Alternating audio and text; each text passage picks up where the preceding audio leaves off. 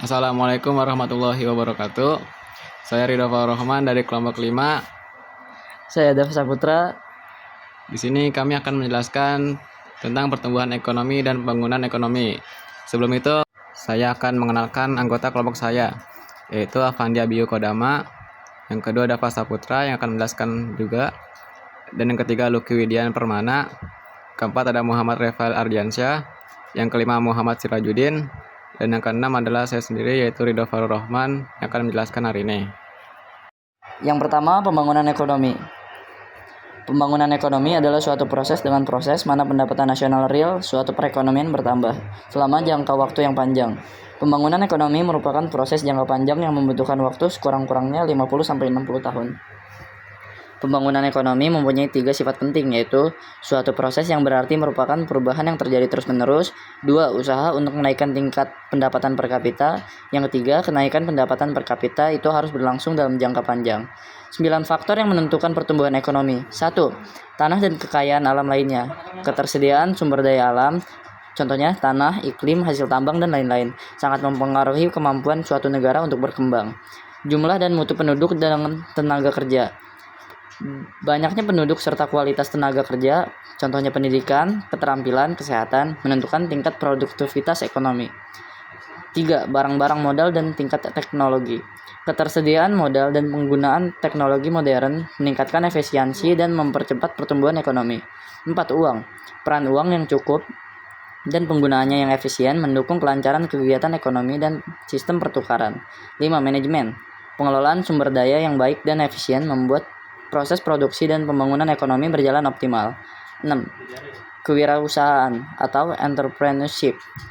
Kemampuan berwirausaha, berinovasi, dan mengambil risiko mendorong terciptanya usaha baru dan pertumbuhan ekonomi.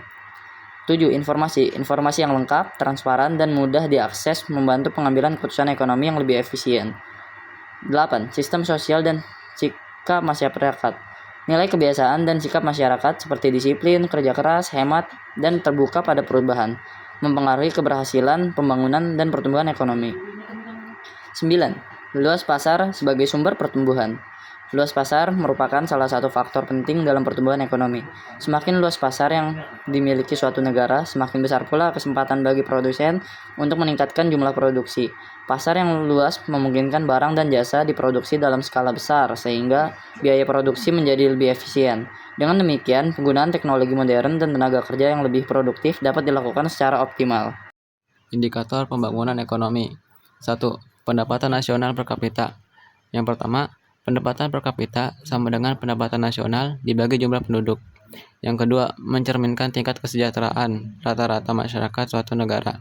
Yang ketiga, digunakan untuk mengelompokkan negara menjadi negara maju, berkembang, dan miskin. Yang keempat, data tabel menampilkan pendapatan per kapita beberapa negara tahun 2014, yaitu sebagai Singapura yang tertinggi dan Kamboja terendah. 2. Indeks kualitas hidup atau Quality of Life Index dan Indeks Pembangunan Manusia (IPM) atau HDI. Yang pertama, Indeks kualitas hidup menilai tingkat kesejahteraan manusia berdasarkan tingkat kesehatan, pendidikan, dan pendapatan. Yang kedua, IPM atau HDI merupakan ukuran standar kesejahteraan manusia yang ditetapkan oleh UNDP. Yang ketiga, mengukur harapan hidup, tingkat pendidikan, serta standar hidup. 3. Transformasi struktural, struktur produksi. Indonesia beralih dari negara agraris atau PDB pertanian dominan ke arah industrialisasi dengan kontribusi sektor industri terhadap PDB meningkat dari 8% menjadi sekitar 25%. Yang kedua, struktur permintaan. Terjadi pergeseran pengeluaran agregat, konsumsi rumah tangga menurun secara persentase, atau dari 65% menjadi 50%. Sementara investasi meningkat pesat dari 12% menjadi 35%. 4. Transformasi kelembagaan. Perekonomian memerlukan ketersediaan dan kesempurnaan lembaga untuk pengambilan keputusan individu, seperti pasar dan lembaga keuangan, serta lembaga pengatur kehidupan kolektif seperti penegakan hukum dan demokrasi. Karakteristik negara sedang berkembang. 1.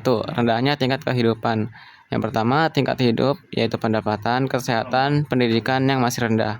Yang kedua, ditandai angka melek huruf rendah, fasilitas kesehatan kurang, gizi buruk, dan banyaknya masyarakat berpendapatan rendah.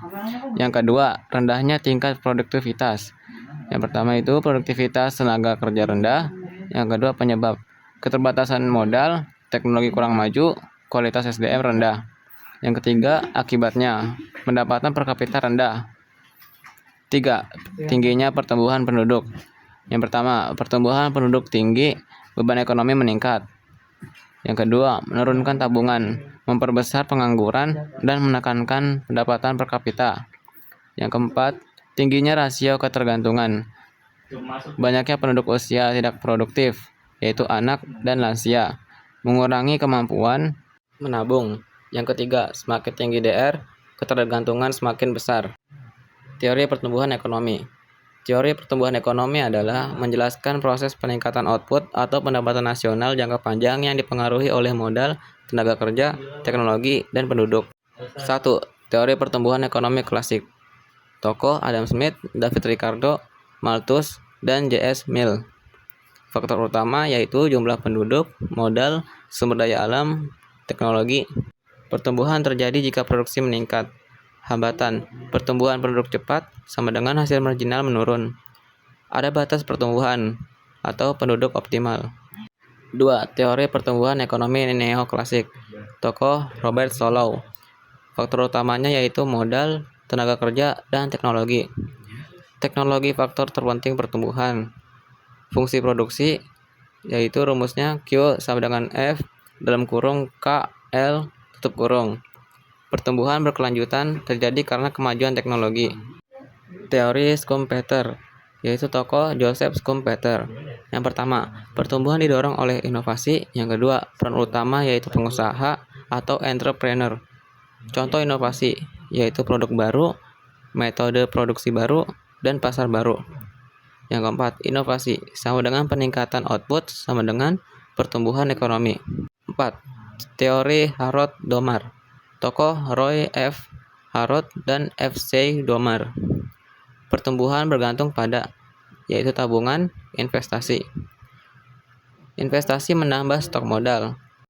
Rasio modal, output, atau ICOR menentukan laju pertumbuhan. Semakin besar investasi sama dengan semakin tinggi pertumbuhan. 5. Teori Rostow, yaitu tokoh Walt Whitman Rostow.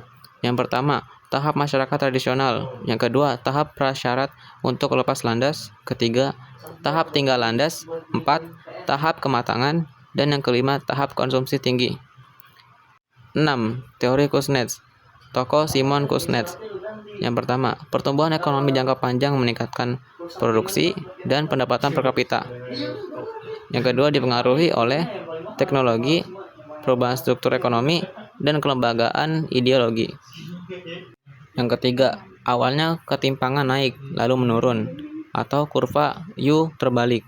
Sekian penjelasan dari kelompok 5. Kurang lebihnya mohon maaf. Wassalamualaikum warahmatullahi wabarakatuh.